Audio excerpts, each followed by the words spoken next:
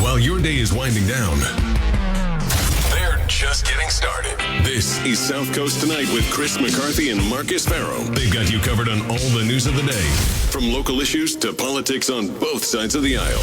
This is the place where the movers and shakers come to be heard, to listen, and where they're held accountable. This is South Coast Tonight on WBSM.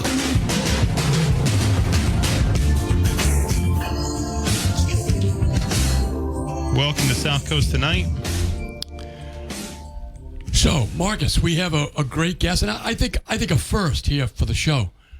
He wore a tie. He did wear a tie. Evan Gendreau wore a tie, which, by the way, folks, I think you got to give him some points for that, right? Yeah. He dresses up, sundown, but he's still dressed for business. I appreciate that. I'm a nice guy. We were talking, had a nice conversation off the air here. Evan Gendreau. And, Marcus, let's start the show out with the fact that Evan's running for state representative. He's a Republican candidate. He's got Westport, Fall River, New Bedford, Freetown, part of Acushnet. Yes, sir. Right? It's a very big district, yeah. And he's come all the way to break some news here on our program. Evan, you've got some breaking news tonight about politics and how it impacts you and the state of Massachusetts. Go ahead, Evan. The floor is yours. Thank you, Chris and Marcus, for having me on. I really appreciate it. It's really good to see what this station has done with this program and the success that it's had. I'm certainly a big fan of the program, so I appreciate you having me on. Tonight, I'm proud to announce that the governor and lieutenant governor have endorsed our campaign for state representative in this district. The governor has always been committed to the South Coast, and I think South Coast communities have always had a strong partner in the bigger Polito administration. So I'm very grateful for his support of our campaign and for his dedication to the South Coast. That's big news. We're speaking with State Rep Evan Gendreau, a Republican candidate for state rep down here in the South Coast from Westport, and he just announced that he got the endorsement from Charlie Baker and Karen Polito. So why did they decide to endorse your campaign? Well, I think part of it speaks to the unifying factors of our campaign. Is right? it because you look like Charlie Baker? I was thinking that. I was like, yeah. I mean, there's a lot of aspects of our campaign and the issues that we're focusing on. You have the same barber? There are certainly other things in our campaign that are issues that the governor and lieutenant governor have championed over their last 8 years in office. Fiscal responsibility, right? Accountability, transparency, public safety, right? Those are the sorts of things that transportation, infrastructure, right? Those are all initiatives that the Baker Polito administration has really emphasized over the last 8 years, and it's something that we're looking to continue if we win this seat in November. You look at even recently, right? He's promoting the offshore wind industry here, which will bring jobs, and promoting clean energy here in our community. The lieutenant governor just did a press conference the other day over at Ice Cube Cold Storage, where there was grants announced for infrastructure and transportation, which will really help our businesses here in a big way. So I think that between that and South Coast Rail and a lot of other initiatives that they've taken part in, they've really been a champion for the South Coast, and I'm really proud to have their support in this race. So, Marcus, we're speaking with Evan Gendreau. So I had told you, Marcus, last week that I had gotten wind that this was going to happen, and we talked about it off the air. The reality of it is Charlie Baker is the most popular governor in Massachusetts history and in the state of in the United States right now. He doesn't put his brand on losers, and he has poll numbers. Yeah. The one thing, Evan, I would say that is a big bonus for you right now is obviously Charlie Baker and his team have polling numbers that your campaign can't afford to do that indicate that you have a potential to win, or else you would not have been endorsed right now. So, folks, the reason I say that is that it's very hard for Republicans to get elected, but this young man right now has done a lot of work for 4 years now, right? Well, and if I could add to that too, just on the financial portion of it, I think that, when you focus on the grassroots, when you focus on the residents, right, that's really where you get a lot of mileage in a campaign, right? Having direct conversations with the voters, right? And that's where we've been able to gain a lot of ground, right? So even though we may not have the money, 2 years ago we ran and we were outspent over 10-1, but we still got over 43% of the vote. And that was a lot of other things working against us in that campaign, just from the pandemic to a lot of other things, a lot of other factors. To this time around, I think, grassroots, going to events, knocking on doors, and still doing all the other things that a good campaign needs to do, like running ads, right, online and in print and other things, and doing all the other things that a good campaign requires, right? So I think we've been able to strike a really good balance between that, even with limited funds compared to our opponent. I think we've really been able to have good conversations with voters. What are some of the differences between you and your opponent? Sure. So I think the big things that we're focusing on in this race are, fiscally responsible policies, pushing for tax relief, which is something from day one that I've supported and pushed, and called on the legislature to pursue. And if you look at that issue alone, I mean, that was something that the governor originally proposed a $700 million tax cut plan to help, put folks across the board, from seniors and renters to low income and middle income earners, and then the legislature came back with a rebate check proposal, which excluded a lot of folks, low income earners, and then folks making over a certain amount as well. So, and then they didn't end up doing that by the end of the session. And then this, 62F came out, where it turns out, Okay, I'm going to get you back on track here. What are the differences between you and Paul Schmid? Sure. So another issue, in addition to us pushing for tax relief and fiscal responsibility, is supporting public safety. That's really been a strong point for our campaign. There's a lot of things. Now you see underfunding, understaffing in our local police departments.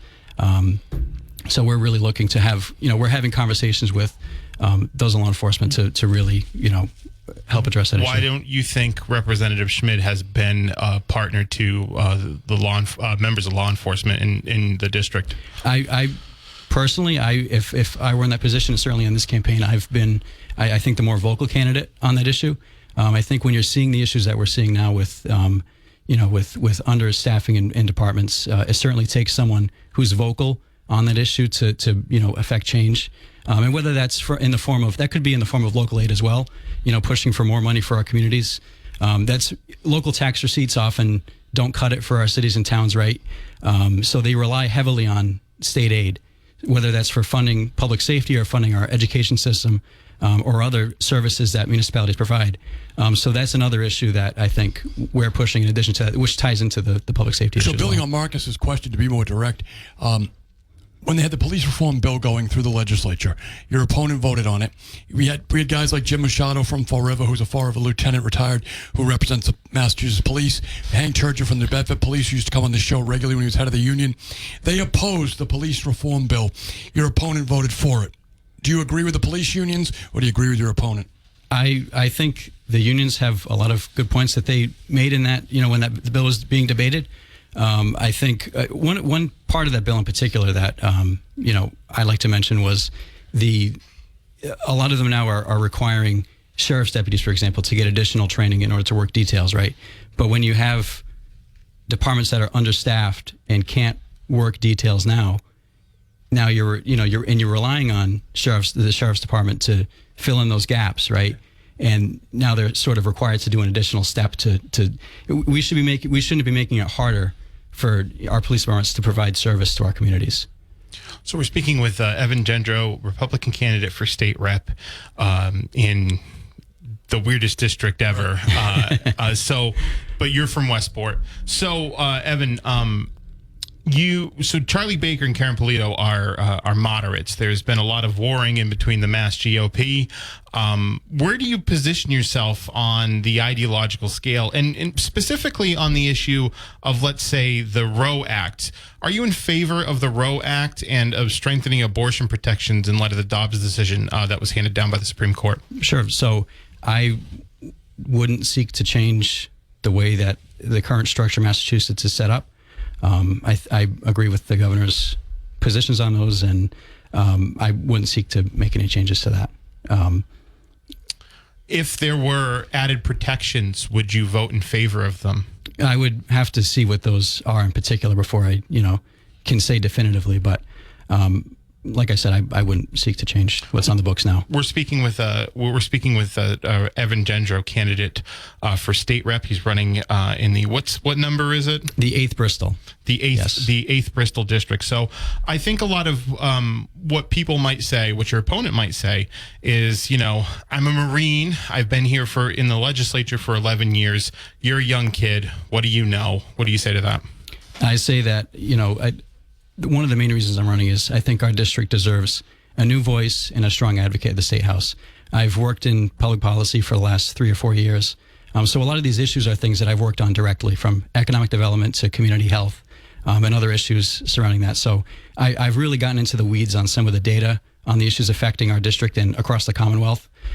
So I think that I bring a unique perspective to the district, and I think that that's sort of been seen in the responses we're getting in different communities. Which, I mean, this district, because of the way it is, right? It's Fall River, New Bedford, Freetown, Acushnet, Westport, right? So there's a lot of diverse needs across the district, right? And it really takes a grassroots approach to learn all the the nuances and the issues across the district, right? Because there are very different issues affecting New Bedford than there are Westport or Freetown or Acushnet, right? So there's a lot of diverse needs that I think it really takes a grassroots approach. It's amazing how many school districts you have. Right. Really, I'm thinking about it. It's amazing how many school districts you have in this district. And of course, school funding is a big deal. Right. You speak a lot about economic development. That's, of course, important, and you work in public policy. Recently, there was a very big meeting on the fishing industry held at the Whaling Museum. There were actually two of the meetings. I was there. I've asked other people about this in the past. Did you attend the meetings? And if you did or didn't, tell me your perspective on what the changes they want to make, some people want to make, to the scallop industry. So I did not attend that meeting in particular, but I have worked on, actually, one of the projects I worked on in the policy field was a blue economy project. So one of the big aspects of I think the fishing industry in particular, but this goes into other issues as well, is the interconnectedness of the issues, right? So but just let's go back to it for just 1 second, because I want to talk about the interconnectedness of it. But but man, I got to tell you, right? Showing up is 90% of the job, right? Yeah. And I follow this issue very closely. They want to start opening up the scallop business to consolidation. Yeah. That is the major economic force of this region. If you do business in this region, whether you fish or eat fish, you somehow make a living through the fishing industry. It's like a gold rush here, right? And the money circulates around. But there's a plan to change that. And everybody and their brother, including me, was at those two meetings. Not one, two. And I called out a Democrat earlier on this who wasn't there. And I got to tell you, I find that disappointing. The reason I say that, Evan, is that there was a lot of follow-up. We gave previous coverage to that meeting here at WBSM. I know you're a listener to the station. We did follow-up on it here at the station. The New Bedford Light did follow-up. The Standard Times did follow-up. There was plenty of coverage on it. Did you do any follow-up on the meeting even though you didn't go? Yeah, so are you referring to the permitting issues? Okay. Yeah, so I knows did, what it is. Yeah, I did. Yes. On the last guy. He's way better than the last guy. Proofing on the last guy. No, so you're referring to the leasing on the permitting, right? Yes. Okay. Yeah. So I, even though I didn't attend the meeting, I did look into that issue, and I think I think it requires a lot of input. I'm glad they're doing outreach in the community, right? Because that is a huge part of it, and I think a lot of issues don't go that extra mile. I think as a general rule, whatever is necessary to protect that industry, because it is essentially the backbone of a lot of this community is the fishing industry, right?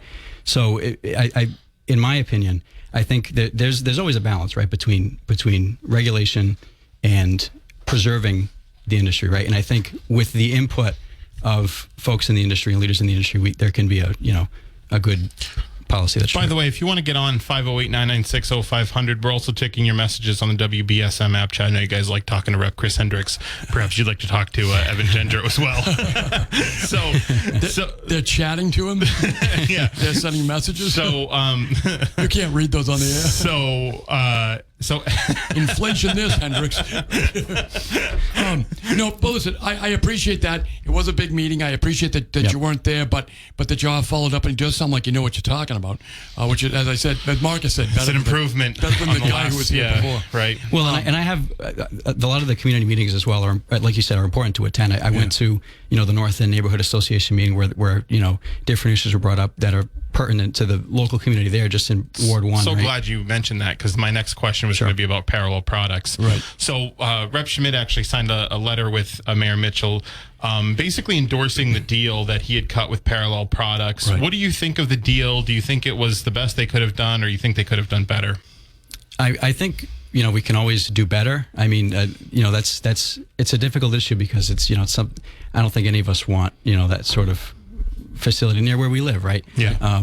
But I spoke with, the folks leading, there's a group up there in the North End that lead a group against the project, and I've spoken with them at the Ward 1 meeting.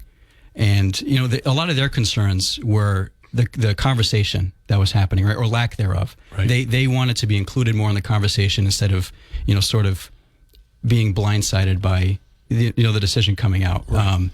And I think that was unfortunate that, they could have been included more in the conversation. And I think also they just want good neighbors, right? So they want to ensure that whatever the deal that struck, comes out to be, that they are included in the conversation and that it's one that, they can live with, right? And that is at least better than, what something else without their input could have been, right? So that was, to me, that what I took out of that is one of the main concerns from the residents up there. So we're speaking with candidate for state rep, Evan Gendreau. You said that you got the support from Charlie Baker and Karen Polito.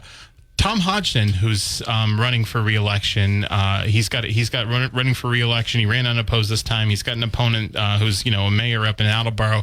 Seems like a formidable opponent. Who are you supporting in that race? I'm proud to have a support of Sheriff Hodgson. He went to our kickoff and was a guest speaker there. So I'm appreciative of his support, and I'm supporting the sheriff in that race. I think he's done a lot of good for Bristol County and keeping Bristol County safe. And I'm looking forward to what he can do in his next term. Okay, let's take a break, and then we'll be right back. This is South Coast Tonight with Chris McCarthy and Marcus Farrow. We're here with Rep candidate Evan Gendreau, and we're taking your calls at 508-996-0500. Welcome back to the show. I'm Chris McCarthy. As always, Marcus Farrow is here. We have Republican candidate for state representative, Evan Gendreau. Evan, if anyone's impressed with you right now, if they want to learn more about your campaign, more about you, what's your website? It's Evan. That's my fault. Sorry. I keep screwing this stuff up. Why am I doing this? Because you're a millennial, that's why. What's he? What are you? I don't know what's considered. That's a good question. He's Charlie Baker's twin. So what's your website, Evan? It's evanforrep.com. And if you go on the website, there's a form on there that not only can you learn more about us there and contact us, but there's a form there as well that you can fill out, and we'll get in touch with you, whether you want to, get a lawn sign or ask us a question about the issues or, anything like that. We have a form in there you can use to reach out. Marcus is just saying you got a lot of signs up out there. I think that speaks to, the kind of campaign we're running, right? We're very grassroots oriented, right? Saw one in Route 6 in Westport, so good locations. What have you learned as a second-time candidate? There's a big learning curve the first time around. There's certainly a lot to learn. And I think a lot of it too is, as a first-time candidate, there's, everything from, how do you file with the state, right? There's a lot of just paperwork things that you have to learn, right, the first time around. And then once you get through all that, then it gets to the campaigning, right? I think this time around we're able to focus more on the campaigning itself, right? We've built a really good team. We have a lot of good folks around us helping us out. And we've really engaged a lot of, voters in the district. So I think that, this time around thankfully it's been a little, easier than the first time. We haven't had such a steep learning curve, but every campaign, presents its challenges, and this one's no different. Are there any legislative priorities that you have once, if you were to get elected? Yeah, I think, first of all, if the House doesn't pursue some form of tax relief or finds a way around the 62F regulation, I think that would be a top priority for me. But aside from that, I think economic development, I think there's a lot of opportunities here in this district to do some good work. We have, the waterfront here. We have a lot of different opportunities that, if we gave more resources to our communities, local aid is a big part of that, like I mentioned earlier. And I think it's an issue that's, not often talked about. I know, municipal finance isn't always, the most interesting thing, but Marcus and I love it. We nerd out over it, really. But I think it is a very important issue because I think our communities know how to spend taxpayer dollars better than, often larger government organizations. So I think giving them more resources is a really good way to spur growth. So, Evan, there's a few major legislative things that have passed in the last few months. One of them is the Work and Family Mobility Act, better known as like the driver's license bill, or the undocumented immigrant driver's license bill, or the legal alien driver's license bill, however you want to phrase it. It's on the ballot. Two questions. Would you have voted for it if you were in the State House? And are you going to vote to repeal or uphold the law in November? I would not have voted for it. I know my opponent voted for it and also voted to override the governor's veto on that bill. I don't think that, I think there's there's some flaws with the bill itself, I think.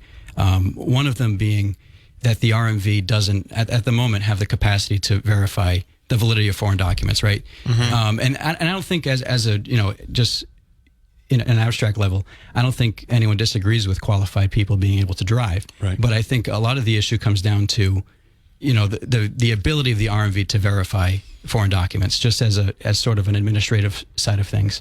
And that I don't think any of that was really baked into that legislation to ensure that, that safeguard was there. So is your opposition to it completely like a matter of like pragmatic, like, oh, this we don't have the capacity to do it, they don't have enough resources and they should? Like, let's say they reintroduced the law and they said, we're going to add X amount of line item in our budget to have document authentication, the best in the world, right? Are you going to be in favor of that bill? Do you think that undocumented residents of the Commonwealth should be able to apply for driver's licenses if they qualify? Well, I don't think, like I said, I don't think on an abstract level anybody's against qualified drivers being on the roads, right? Mm-hmm. But I think on the flip side of that, administratively, we have to make sure that the RMV has the resources to be able to verify documents. And that was one of the reasons that Governor Baker vetoed it in the first place. Another one was that, that there was nothing in the bill that would have made the licenses distinguishable from another license, right? Correct. So that was another, point that the governor pointed to. And one that I also agree with is a sticking point for me as why I would have voted against it. So we're speaking with Evan Gendreau, the Republican candidate for Westport, Freetown, part of New Bedford, part of Acushnet, and part of Fall River. So, Evan, one of the big issues that always happen in the legislature is, for years now, certain groups, certain public employee unions have wanted to abolish or eviscerate Proposition 2.5, which of course has kept our property taxes at the local level low. As recently, Governor Baker actually signed off on a study to allow that to be looked at, which is opening the door to changes to Proposition 2.5. The people at home, the homeowners, the taxpayers right now are listening intently to you. What is your position on Proposition 2.5? Would you weaken it? Would you strengthen it? What's your position as a legislator? I think it's an important safeguard to ensure that taxes don't go out of control, right? Especially at the local level. I mean, and I think that's another point for where state aid can be filled in, right? So if the 2.5 isn't cutting it, right, it's up to the legislature and the local delegation to secure monies to get funding for certain projects, whether it's a specific project or to fund level services in general for our cities and towns, right? So I agree with you, that's a very important issue, and I think one that's not talked about often enough, but I agree that 2.5 is an important safeguard for taxpayers. Evan, who did you vote for in the Republican primary for governor? I'm really focused on our race. Who did you vote for in the Republican primary for governor? Look, you joined me and Sheriff Hodgson in voting for Doty. Who did you vote? I wish the best to our Republican candidates in this election. Who did you vote for in the Republican primary for governor? I'm looking to bring folks together, and I don't think I don't want to. I think the party in general and politics in general is very divisive, and I don't want to divide. Mr. Gendreau, who did you vote for in the Republican primary for governor? Who's playing McCarthy now? Yeah, right. You're under oath, sir. That tie's not going to fool us. So, so that's your answer. You don't want to answer. I think it's up to Republicans to focus on uniting the party and coming together to support candidates up and down the ticket for November. I guess we'll let him go, right? On that one. Okay.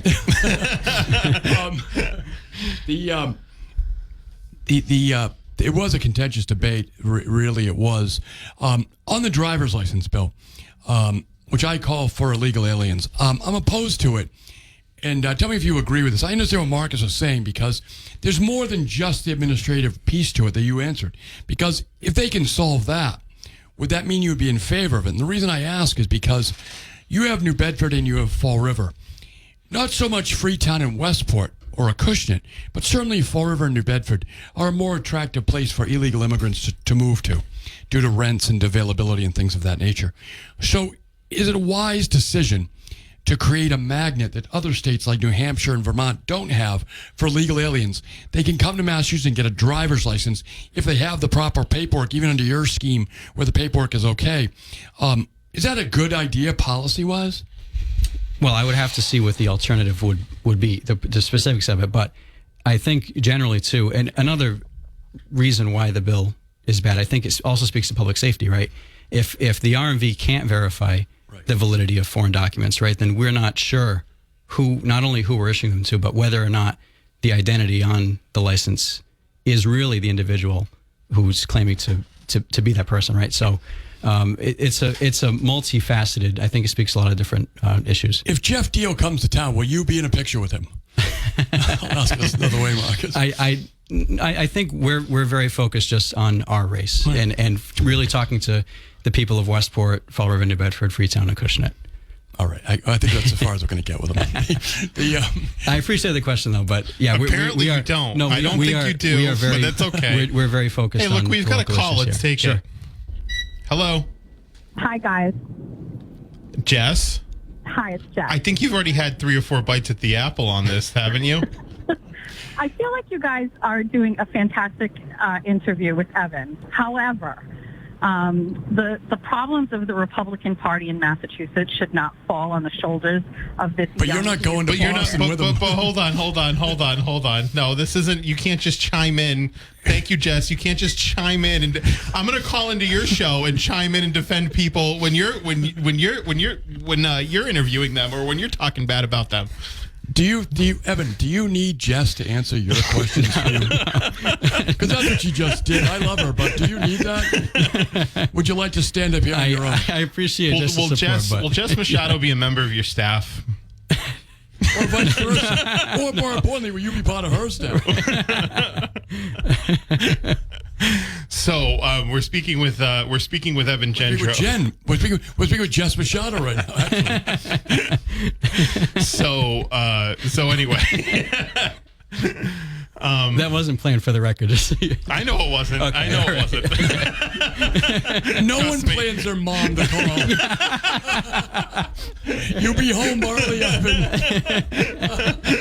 Make sure you don't go drinking with those guys.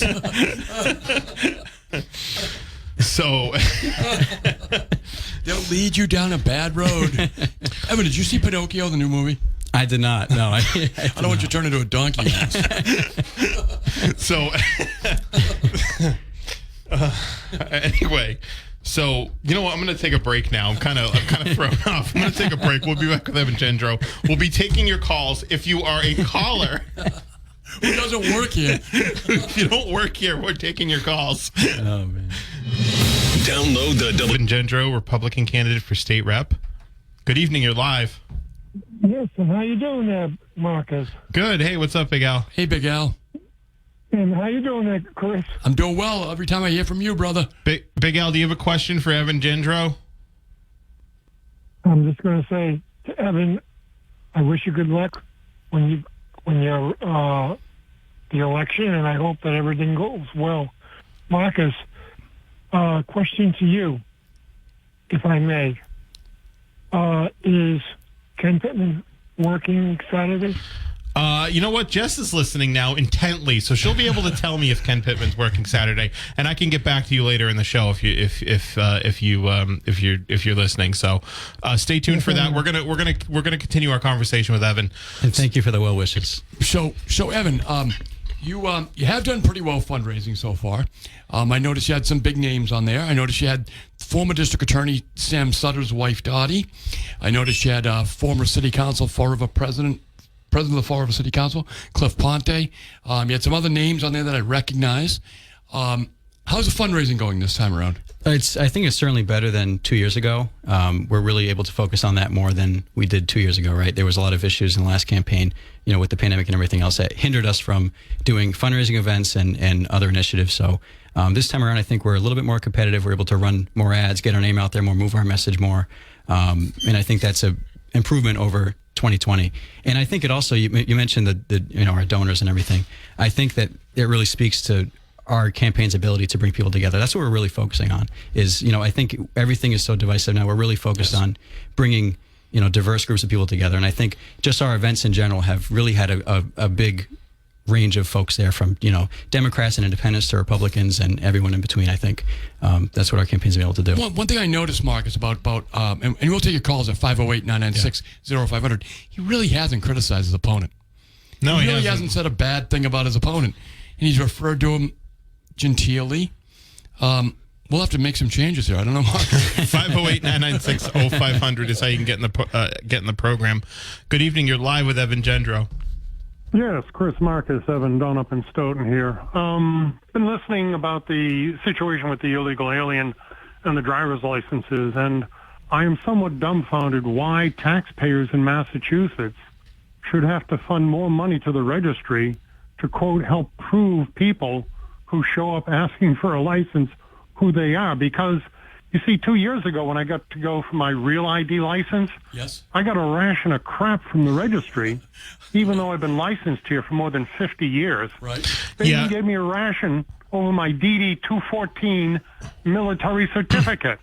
Well, so you've probably never seen one before, like you and me. So, yes. So I will say, just to clarify, the undocumented immigrants who are applying for a driver's license wouldn't get the real ID because the real ID is a federally recognized document. I understand that, but why should Massachusetts taxpayers have to pay more to the registry to try to find out and verify who these people are if they don't have the proper documentation? Evan? Well, I'm not sure what the specific resources that the bill would require. I think it's kicking in 2023. So if, depending on how this ballot initiative goes, I guess we'll see what the financial impact is of the bill to the registry and whether or not it'll require more funding. I mean, I think also just as a general point, if you look at the funding levels that our state's at, right, we're looking at right now in the face of a $5 billion surplus, right? And even if they do the refunds, right, with the 62F, we're still looking at a $1.9 billion surplus as well. And I think that there's a lot of areas where we can invest that money locally. Oh, whoa. When I go down to get my gun license, I don't expect the police to jump through hoops to find out who I am, and that I would have to pay the police more money in taxes to help verify people going for a gun license. That's ridiculous. Right. This is ridiculous for a driver's license. Right. I think the broader point that I'm trying to make is that if this bill does go into effect, those are the sorts of things we need to look into, is how to administratively take care of this. I think I'm against the bill in itself, and I'm against it passing. I'm for the ballot initiative being on the ballot. Don, thanks for the call. We appreciate it. So actually, you said abstractly you're for people driving on the road being qualified to drive via licensure. Right. So does that mean that you'd be okay with undocumented residents in the Commonwealth having a driver's license? I think if the qualifications there and the RMV is able to, if the bill is able to provide a way that the RMV can with a good degree of certainty, verify the validity of foreign documents. That's a big piece of it. I'm not sure if the RMV would be able to do that. If we can validate someone's parole papers from an El Salvadoran prison, you can give them a license. No, I'm saying that. So parole papers from an El Salvadorian prison aren't actually delineated in the bill as a qualifying document. But what would be though? Right. I think there is a broader conversation we had about what that would look like. I think we need to see how the November ballot question goes before we look at, one way or the other, whether or not it fails or whether it, is passed. I don't want to make the rest of this conversation about the license bill. I want to make it about you because we're here for you, Evan. So we're speaking with Jess will kill us. So we're speaking with candidate for state rep Evan Gendreau. So what's your Hold on, Marcus. You see that? Jess is at the window. She's licking the glass. She's got a big foam finger. Right. It's getting insane around here. So you know what? Let's do a break now. That way She's throwing her bra out the window. This is crazy. Jess, come on. Saturday morning. That's your hour. All right, we're going to take a break now, and then we'll finish out the hour with Evan. Why should you download the Gendreau, Republican candidate for state rep? Grade your opponent Paul Schmid's performance as rep. It's difficult to assign it a grade. I think there are a lot of issues that we differ on. If you look even just on the license bill, right? He voted yes, not only on that, but on the governor's veto to override. He voted against tax relief, right? Okay. And, a number of other issues, voted against the bill that would have made committee votes public, right? So there are a lot of things that we differ on, a lot of different policy issues that we differ on, yeah. So what's the grade? I would say, I couldn't give him, if you're looking at like A to F sort of grade, yeah, I would, I don't know, I would say a D or an F. I think we differ on quite a there you go. Yeah. There you go, Okay. Mark. I guess you dug it out. I have breaking news. Oh, what's I that? have breaking news. This comes from our former news director, Tim Dunn, who's at WBZ now. State Senator Julian Sear says 2 charter flights carrying illegal aliens from Texas landed earlier today at Martha's Vineyard Airport. They were taken to the Community Services Center before they were brought to Martha's Vineyard High School. That just happened off our coast. Wow. Planes from Texas bringing illegal aliens. They've threatened it. Now they've done it. Interesting. What do you have to say about that, Evan? Would you give him a driver's license? I would not, but I agree with you. What you mentioned about it being a favorable place, and I think that that's, again, I would have voted against the bill, but yeah, it is definitely a concern. Yeah. So we're speaking with Evan Gendreau, candidate for state rep. So, Evan, people like you, they want to help you out or learn more about you. How do they learn more about you? What's your website? Sure. You can visit evanforrep.com. There's you can learn more about, my background, the issues, our platform. There's also a contact form on there, how to reach out to us. And also on social media as well, Facebook, Evan Gendreau for State Representative, Twitter and Instagram at Evan for Rep. Feel free to send us a message, follow us, share, what we're doing. And if you want to volunteer or donate, all that's on evanforrep.com. And you're a local guy. You went to local schools, right? You went to UMass. You're a UMass Dartmouth graduate. UMass Dartmouth, correct. Yep. A lot of local people helping you out. Yeah, we've really built a good team across the district too, which I think is important, right? To have a campaign that represents people from especially in a district like this, right? There are a lot of districts in the state that just encompass it really is a crazy. third of the city. If you look at the contrast, right? The 7th Bristol, for example, a neighboring district is a third of the city of Fall River, whereas we have 5 different cities and towns to cover. So building a coalition and getting people involved on your team who are from each of the towns, right, and who can represent the interests there is really important. And it's important for representative democracy, I think, in general, to have a lot of different input on issues and hear from both sides. Do you think your opponent's done that? I think that we do a better job of bringing people together and really starting a conversation on the issues that matter. We've been vocal on a lot of issues since day one of the campaign and 2 years ago as well. So that's okay. been a big Do you focus. think your opponent's been vocal on the issues? Not as vocal as he should be. I think we've been the more vocal campaign on the issues. We focused on, whether it's from tax relief to public safety to transparency, accountability, local aid, a lot of other issues. Those are, we've really been an issues-oriented campaign. One very local issue. So I was doing some research. Your opponent wanted to ban youth football. Yeah. Do you want to ban youth football? I do not. No, I think that bill in particular, I think parents know what's best. And by the way, technology and coaching and different things have come a long way to protect children who are in those programs. And by the way, they're great for the community as well. Yeah, They totally. engage youth in the community, get them involved in really, positive, productive things. Evan, what's your pathway to victory, considering you've got a longtime incumbent there, and you're probably going to be outspent at a, probably 10-1 margin if the incumbent taps into his coffers? I think, looking at data, running a data-oriented campaign, which, I always stress evidence-based policymaking, but also evidence and data-based, campaigning as well, right? So when you have limited resources, you really have to know where to spend money, where to spend your time, who to talk to, right? Those are really important things when you have limited resources, right? Because we can't just blanket 5 towns with our message, unfortunately, because of, a funding gap, right? And other things as well. But so it really comes down to the grassroots and having individual conversations. And I think that's what we've been able to do so far, and what we're going to continue to do, I think, in an even bigger sense in the next month and a half. Have you had a debate yet with your opponent this We've cycle? not. But if BSM would like to host one, I would certainly agree to that. I think we would. We have Rep. Schmid coming on in a couple of weeks, too, for his own interview, and maybe we can get one set up That'd after be great. that. I think that'd be great. Cool. That'd be great. I think that'd be fun, right? I think that would be fun. Yeah. I'm looking forward to it. Great. So congratulations on the endorsement from Charlie Baker. That's And from Jess Machado. And from Jess Machado. Right. Now don't detour on your way home. Jess is wondering. By the way, have you ever met her husband? Did he tell you to invest in plastics by any chance? So I have one word: plastics. So to you, Mrs. Evan Robinson. Thanks for coming on. Thanks for coming on, Evan Gendreau, candidate for state Thank you rep. very much. Thank you. And yeah, he's on the ballot. Thank you, Chris and Marcus, for having me on. Appreciate it. We appreciate it too. It was a good conversation. Absolutely. You're a nice guy. You're a good guy. I'm just trying to kill the last 10 seconds before the I'll satellite sing kicks Mrs. in. Robinson. That'll kill it. EvanForRep.com. I'd rather just do the dead air. Let's go with the dead air. All right. Rather than a dead guy singing.